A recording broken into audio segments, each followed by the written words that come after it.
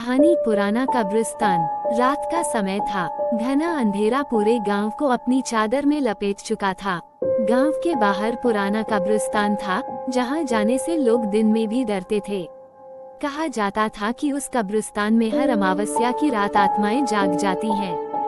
दो दोस्त राहुल और अजय जिद में आकर कब्रिस्तान में घुस गए। दोनों के हाथ में टॉर्च थी और दिल में अजीब सी घबराहट।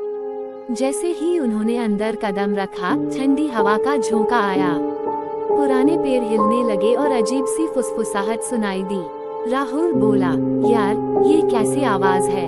लग रहा है कोई हमें देख रहा है। अजय हंसते हुए बोला, डरपोक मत बन, यहाँ कुछ नहीं है। लेकिन तभी पीछे से किसी ने जोर से उनका नाम पुकारा। राहुल, अजय दोनों पलटे, मगर वहाँ कोई नहीं था। टॉर्च की रोशनी कब्रों पर पड़ रही थी और उनमें से एक कब्र से मिट्टी हिल रही थी, जैसे कोई अंदर से बाहर आने की कोशिश कर रहा हो।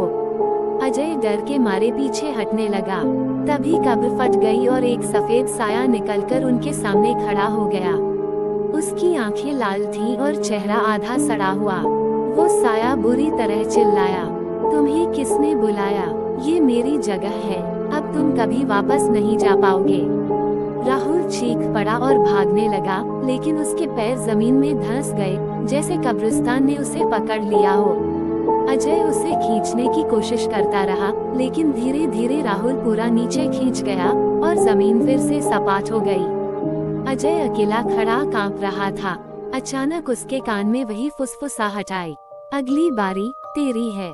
और उसी रात के बाद अजय भी गांव में कभी दिखाई नहीं दिया। लोग कहते हैं, अगर अमावस्या की रात कोई उस कब्रिस्तान में जाता है, तो आज भी वहाँ से दो चीखें सुनाई देती हैं, एक राहुल की और दूसरी अजय की। पार्ट 2 देखने के लिए चैनल सब्सक्राइब करें।